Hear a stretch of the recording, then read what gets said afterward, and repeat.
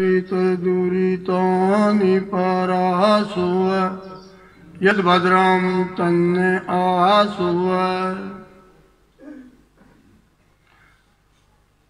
श्रद्धे स्वामी जीवानंद जी नास्तिक, हमारे आदरणीय वानप्रस्थी श्री सौम्य मुनि जी और अन्य वानप्रस्थीगण और हमारे सुविख्यात और प्रभावशाली भजनोपदेशक जिनका भी आप प्रवचन और भजन सुन रहे थे, पंडित राम निवास जी व इनके सहयोगीगण, आर्य बंधुओं, मेरी बेटी बैठी है और मातृशक्ति और एक दो बच्चे भी हैं, प्यारे बच्चों। मैं अपना बड़ा सौभाग्य मानता हूँ कि इस प्रकार की वेद प्रचार की, धर्म प्रचार की कोई सभा हो और मैं उपस्थित हूँ, चाहे मैं श्रोता के तौर पर हूँ या वक्ता के तौर पर। ये मेरा सौभाग्य है और आपको मैं बधाई देता हूँ कि आप अपने गांव में इसका आयोजन करवाते हैं और सुनते हैं। सुनेगा वो आचरण भी करेगा। कम करो, थोड़ा करो, ज़्यादा करो। जो सबसे पहले हमने ओम का उच्चारण किया और हमें हमारे वेद शास्त्र ऋषि में ऋषि तो बता ही रहे हैं। अब नासा वालों ने तुमने पढ़ा होगा पिछले दिनों, दैनिक जागरण में विशेषकर और दूसरे समाचार पत्रों में भी आया था कि वो अंतरिक्ष का अध्ययन कर रहे हैं, ग्रह उपग्रहों का अध्ययन कर रहे हैं, अमेरिका का जो नासा है। और वो ये कहते हैं कि स्पष्ट रूप से एक ध्वनि निकलती है। सारे ग्रह उपग्रह ये अपने अक्ष पर भी घूम रहे हैं और अन्य अपने दूसरे ग्रहों के चारों ओर चक्कर लगा रहे हैं। जैसे अपना सौर मंडल है, इसमें जो है सूर्य के चारों ओर पृथ्वी, चंद्रमा आदि और सारे इसका सहयोगी ग्रह चक्कर लगा रहे हैं और एक स्पष्ट ध्वनि आती है, सुस्पष्ट, ओम ओम।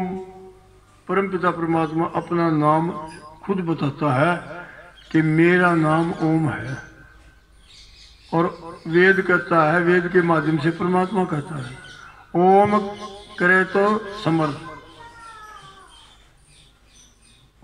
कि तुम ओम का जप करो। करे तो के दो अर्थ है, यज्ञ और यज्ञ करता। यज्ञ सर्वश्रेष्ठ कार्य है कि हे श्रेष्ठ कर्मशील व्यक्ति, तुम ओम का स्मरण करो, ओम का जाप करो।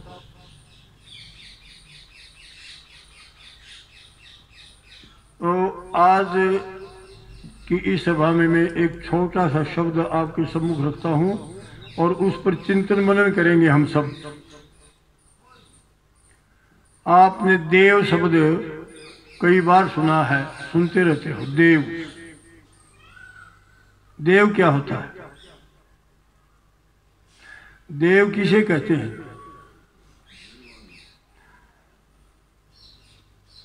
जैसे मैंने बोला ओम विश्वानि देव सवितुर्दुरितानि परास्व,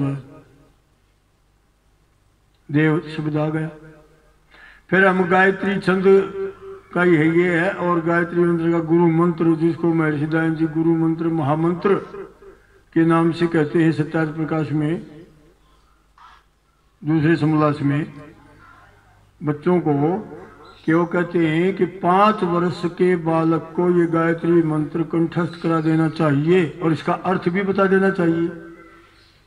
अर्थ तो वो बताएगा जिसको खुद पता हो, तो इसके मतलब आप खुद सीख लो, फिर अपने बेटे पोतों को सिखाओ कि भी इसका तुम जब किया करो। अर्थ साथ साथ चलना चाहिए, नहीं कोई लाभ नहीं। फिर तो कैसेट लगा दे, सीडी लगा दो, वो चलता रहेगा। जैसे ये कई लगा देते हैं, धर्माचार्य ग्रंथि लगा करके सो जाता है, सुबह दुनिया तड़पती रहो, चाहे कुछ को बहुत वक्त लगा देता है। और चलता रहता है।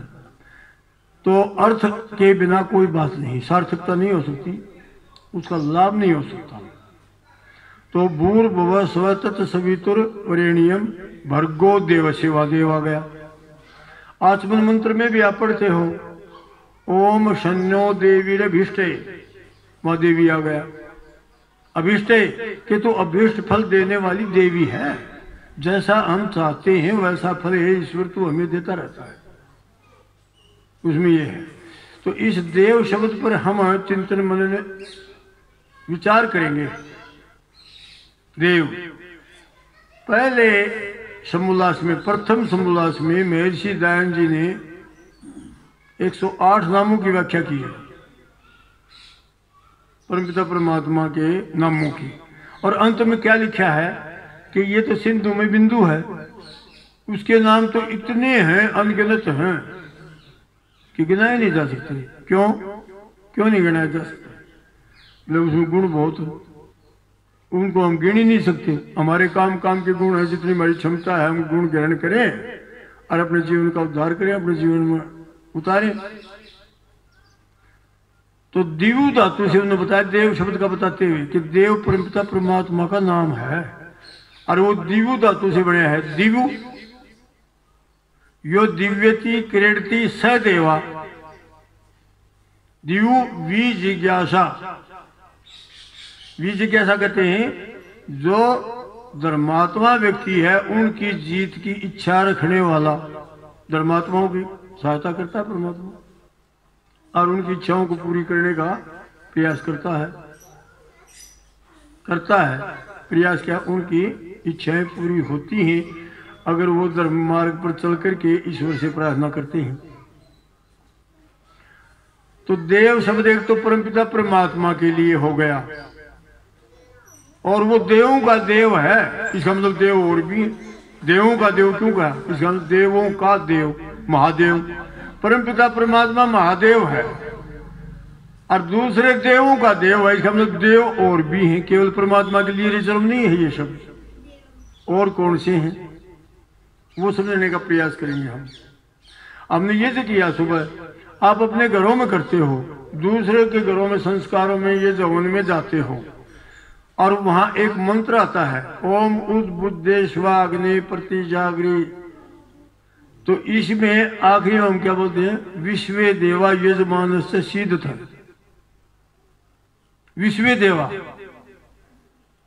विश्वे देवा, विश्व मानी शब्द संपूर्ण, विश्वे देवा और यजमान से सिद्ध का मतलब और यजमान और देवता सब मन लगा करके बैठ जाएं। अब यज्ञ करेंगे, हवन करेंगे, इस हवन में मन लगाए बैठ जाएं। सिद्ध मानी बैठना, वहां विश्व देवा लिखा है, इसका मतलब देव।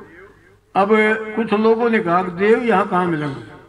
यहाँ देवता नहीं है, देवता तो स्वर्ग के वासी है, यहाँ कहाँ देवता है? पृथ्वी पर धरती पर कहाँ मिलेंगे वो?